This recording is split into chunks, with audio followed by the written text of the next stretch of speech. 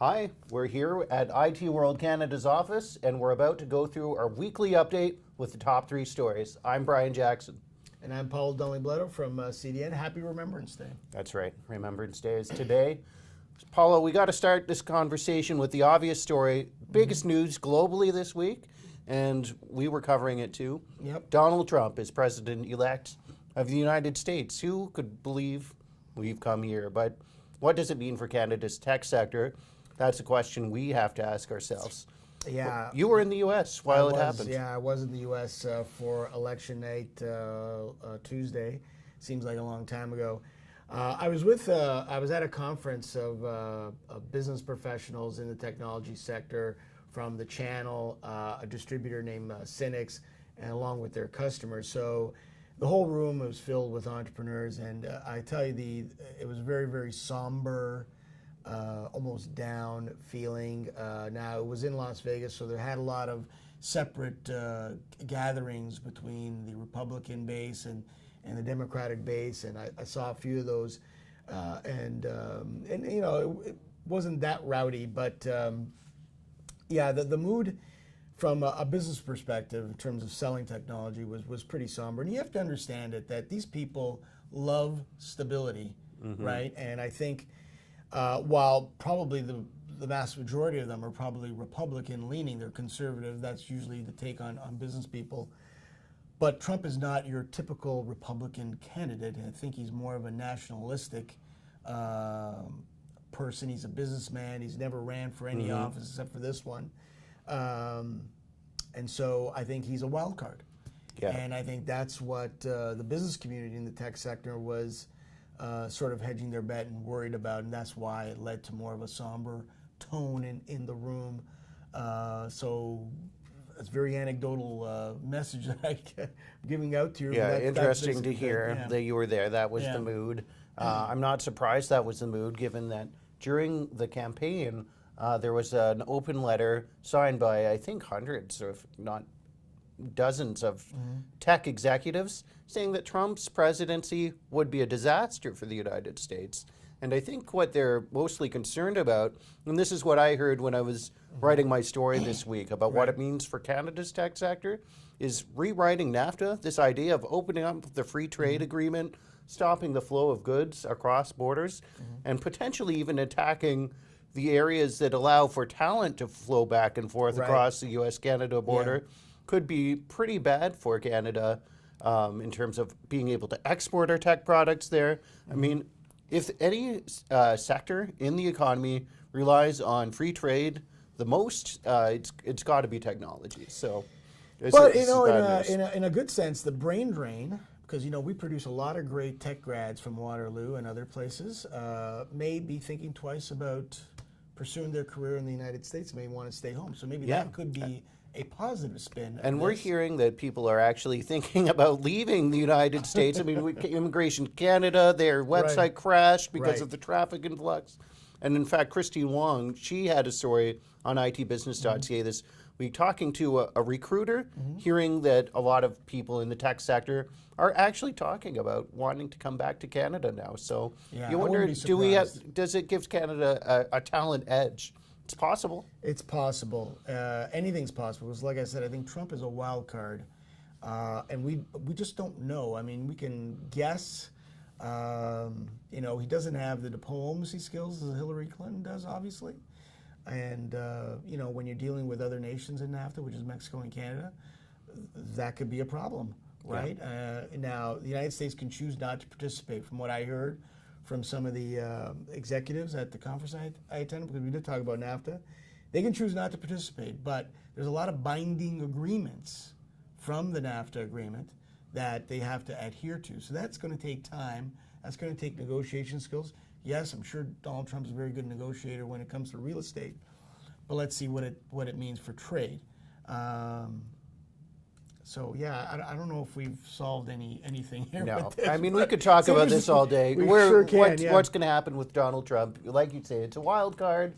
All of his policies are sort of up in the air, very ambiguous. But we've got to move on to some of the other stories on our websites. And Eric Eamon Wood, he wrote about Dell's new study.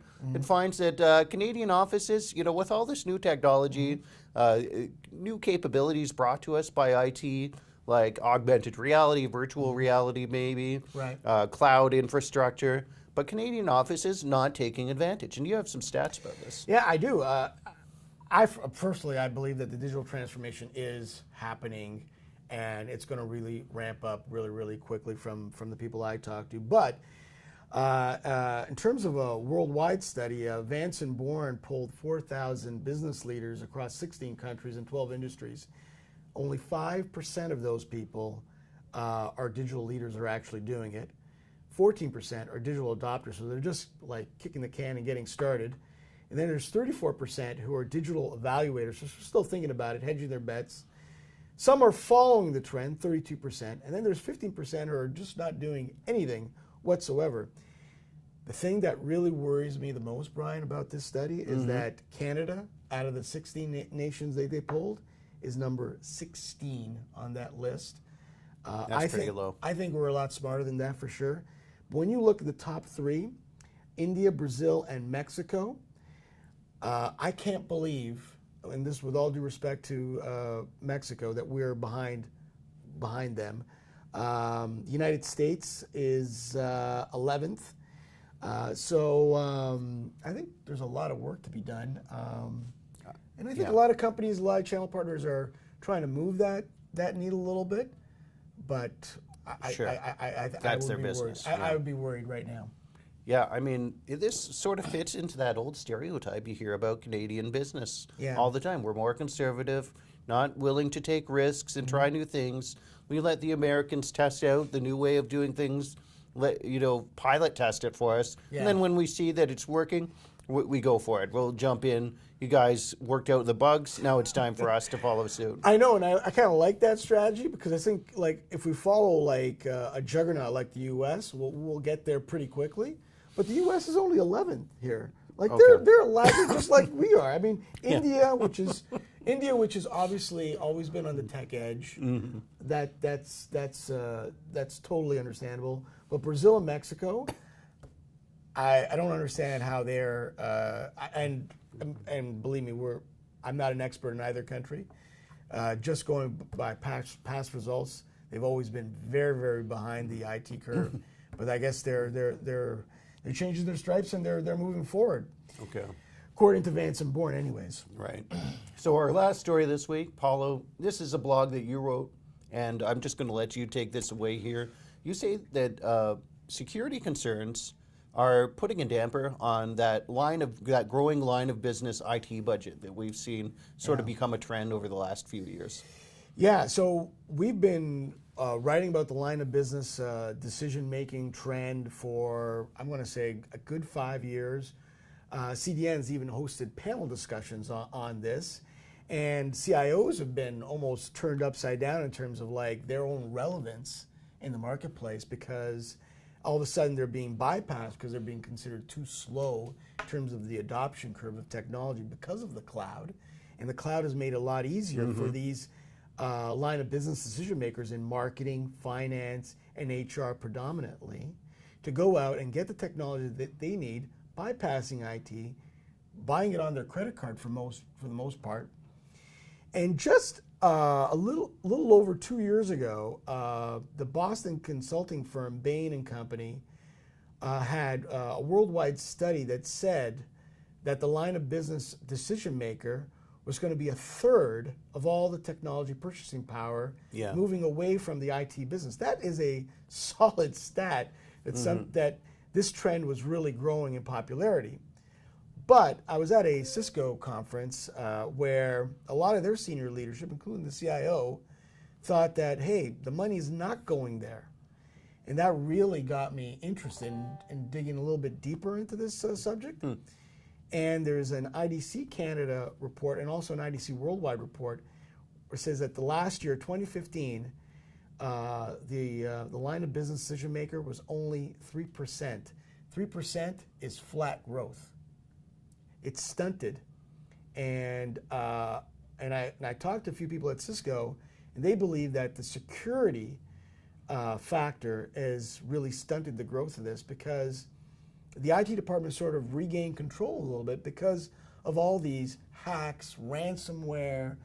Every CEO is worried about being on the front cover of our publication saying they got hacked. And today we just learned that Casino Ramba got a security attack. Latest data breach there. Yeah. Exactly. So you don't want that kind of publicity, negative publicity anyways. No. And so they've sort of put the kibosh on these executives. Just shutting that down. The IT department seizing control. Like, again, right? It's that old battle of the line of business worker that wants to try new things. They see the opportunity to be more productive, right, but maybe they're not thinking about all those security concerns that the IT department has to be responsible. That's right, because they just have their own mandates, and they don't have to share that with the IT department. They have a goal that they've set. They want to meet it. So they say, well, we can't wait 8 months to get, whatever type of technology implemented into their system. They got to go now. And yeah, there's speed to business, there's speed to market, there's agile. Everybody wants that. But when security rears its ugly head, right, it could be an absolute disaster. It could be. And I think caution has been brought back into these organizations, and I think that's a good thing. Okay, interesting trend. So Yeah. that wraps it up for this week. Those are our top 3 stories across our different websites. I'll put the links below this story in the comments so you can check all of that out. Again, I'm Brian Jackson. Thanks for joining us. And I'm Paul Delmy-Bletto. Thanks a lot.